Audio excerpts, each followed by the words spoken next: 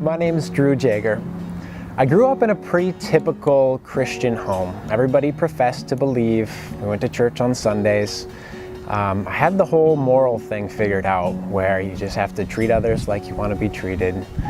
But I also kind of had the sense that God was pretty easily angered and that I had to work for forgiveness. The first time that I ever drank and got drunk, I remember being hooked instantly. It was just an exhilarating thing, and I remember for the first time not having to worry about what was going on tomorrow, what was going on in my life. I just got to be in the moment and have fun.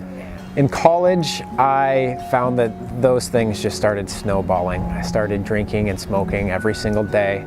I started skipping classes. I started just living really, really recklessly and pursuing a good feeling wherever I can find that. It wasn't long before I actually started to get in trouble with the law. I was arrested twice for underage drinking, and I was arrested twice for possession charges. And the last time that I was arrested was actually for a controlled substance, some codeine cough syrup that wasn't mine. And it's a Class C felony. And I just didn't like where I was getting myself. So I thought that I was gonna try to make my life a little bit better. My grades would improve, relationships would be restored if I just got sober. And being arrested, the courts kind of forced me to do that. I had to be sober for the first time.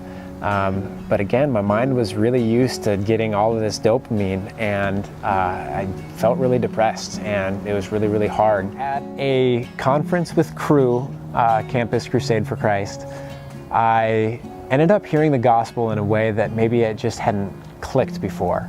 But it did now, and Jesus dying for my sins, taking all of my punishment, even though I didn't deserve it, never leaving me, though I left him. All of it just made sense, and I broke down and I just asked God if he could forgive me, if he would have me back. A year and a half out of school, I'm married.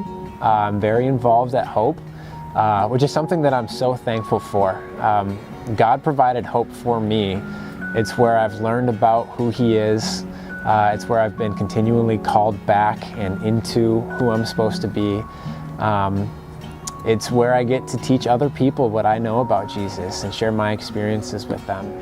My hope in sharing this is just to give a testimony for how God loves messy people who have chaos in their lives, and how he just wants to give us freedom and rest and allow us just to see how great he is.